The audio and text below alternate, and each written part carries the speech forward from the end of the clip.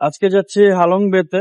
তো হালং বেতে যে আমি ক্রুজটা যে বুক করেছি সেটা থেকে আমাকে পিক আপ করার জন্য বাস পাঠিয়েছে তারা, লিমোজিন বাস। এটা দিয়ে আজকে আমরা হালং বেতে যাব।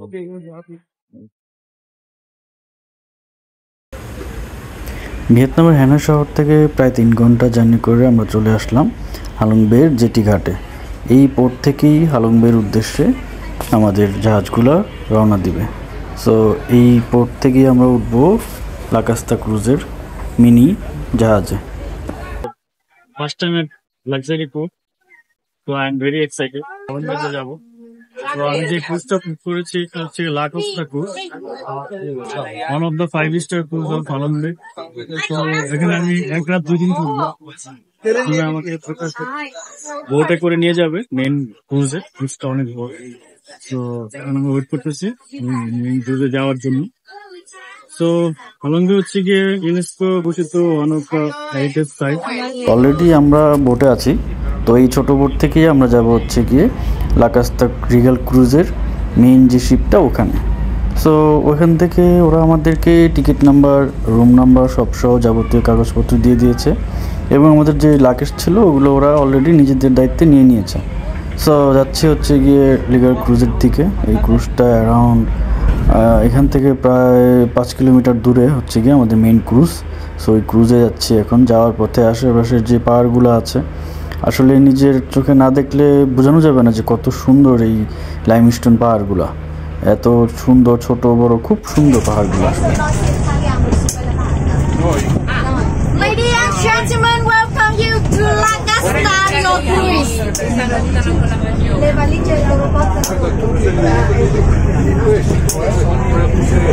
ছোট শিপ দিয়ে প্রায় 30 মিনিট পার করে আমরা চলে আসলাম মেইন লাকাস্তা ক্রুজে। সো ওরা খুব সুন্দরভাবে আমাদেরকে রিসিভ করেছে, এই ব্যাপারটা খুব ভালো লাগছে।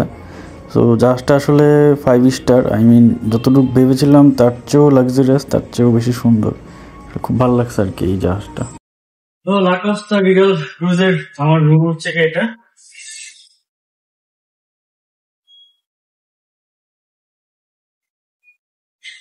অ্যাড্রেসটা আগে রাখি।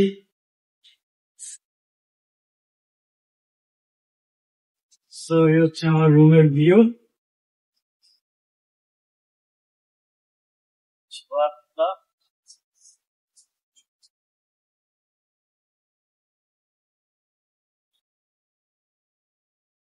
বাহ,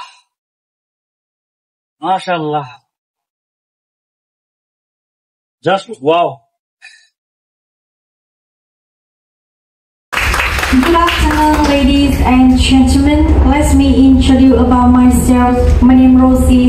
I'm cruise manager. I'm in charge for the 24 service. If you need any help, please don't mind come to see me or my supporter, Mr. Happy, the restaurant managers. On behalf of my company, thank you for choosing Lakasta for your holidays and hope that you enjoy holiday with us. Thank you. রুমে check in করে একটু বারান্দায় বসলাম, এত সুন্দর view. So আমার আর সহ্য হচ্ছিল না আর কি। সো বারান্দায় যেয়ে বসে এটা এনজয় করলাম, পাহাড়গুলো এনজয় করলাম। আমাদের সাথে সাথে অনেকগুলো জাহাজ আসছে, একসাথেই সবগুলো জাহাজ চলে শুরু করে আর কি পোর্ট থেকে, যেটি থেকে বের হয়। সো আরও 5 স্টার, 2 স্টার, 3 স্টার অনেকেই যাচ্ছে। কেউ কেউ ওখানে স্টে করে, আবার কোনো কোনো জাহাজ এখানে ব্যাক করে চলে আসে। আমরা স্টে করবো আর কি, প্রায় 1 নাইট স্টে করবো। রুমে যে ফ্রেশ হয়ে উপরে চলে আসলাম লাঞ্চ করতে। তো 100+ আইটেম ছিল, ম্যাক্সিমামই ছিল হচ্ছে গিয়ে সি ফুড প্লাস ভিয়েতনামিজ যে ট্রেডিশনাল ফুড ছিল। আর এমনিতেও অন্যান্য কয়েকটা কান্ট্রির আশেপাশের যেগুলো ফেমাস ফুডগুলো সবগুলোই ছিল এখানে। তো খাবারগুলো অনেক ফ্রেশ ছিল, সো অনেক এনজয় করে খেলাম। প্রকৃতির মাঝখানে লাঞ্চ করে দেন চলে গেলাম হচ্ছে গিয়ে ক্রুজের রুপটপে। অনেক সুন্দর করে গোছানো একটা রুপটপ ছিল, আর প্রকৃতির যে বাতাস ছিল খুব ভালো লাগলো। লাঞ্চের পর ওখানে বসলাম, আশেপাশে লাইমস্টোন পাহাড়গুলো এনজয় করলাম, স্বচ্ছ পানি, ন্যাচারাল ভিউ। সো খুব ভালো লাগলো ন্যাচারাল ভিউ এনজয় করতে। ছবি তুললাম, অনেক ঘুরলাম, অনেক কিছু দেখলাম। আমাদের সাথে ইউরোপিয়ান অনেক যাত্রী ছিল, সো ওদের কারো কারোর সাথে পরিচয় হলাম। ইন্ডিয়ানও ছিল কিছু, তো বাঙালি শুধু আমিই ছিলাম, বাঙালি ছিল না, সব ছিল ইউরোপিয়ান। রুমে একটু রেস্ট নিয়ে আবার চলে গেলাম ছাদে, যেহেতু ঘুমাতে আসিনি, শুধু এনজয় করব, ন্যাচারাল বিউটি দেখব, তাই ছাদেই ভালো লাগছেন। রুমে বেশিক্ষণ থাকিনি, উপরে চলে আসলাম। তো ওরা আমাদেরকে একটা রুটিন দিয়েছিল কি কি অ্যাক্টিভিটিস আছে, ওরা কি কি সার্ভিস দিবে। সো তার মধ্যে বিকেলে ছিল হচ্ছে গিয়ে নাস্তার আইটেম ছিল, ওটাও বুফে আইটেম ছিল, বাট আইটেমগুলো একটু ডিফারেন্ট, ট্রেডিশনাল ফুড ছিল, ওখানে ফল ছিল, কফি, চা, এই আইটেমগুলো আর কি ছিল, অ্যাজ লাইক বিকালের নাস্তা আর কি।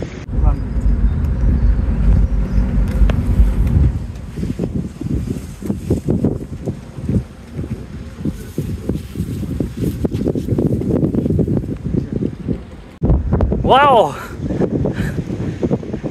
What a view!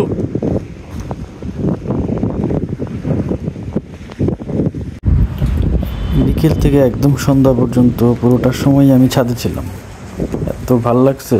সো পুরোটার সময় আমি ছাদে এনজয় করেছি, ছবি তুলেছি। সো এইগুলো করতে করতে কখন যে সময় শেষ হয়ে গেল সারাদিনের অ্যাক্টিভিটিস।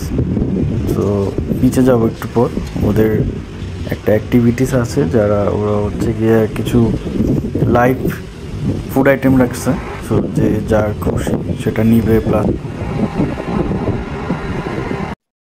হ্যালো, আমি এখন হালং বেতে আছি, ভিয়েতনামের হালং বে, ইউনেস্কো ঘোষিত হেরিটেজ সাইট। তো এখানে প্রায় 5,000 লাইমস্টোন পাহাড় আছে, ছোট ছোট ছোট বড়, এত সুন্দর এই ভিউটা। তো এখানে হচ্ছে আমাদের লাক্সারিয়াস ক্রুজটা এখানে স্টে করছে, রাত্রে আমরা সারা রাত এখানেই থাকবো এই ক্রুজে। রাত্রের এটা আরো সুন্দর হবে, কারণ ছোট ছোট বড় অনেক ধরনের ক্রুজ এখানে আছে।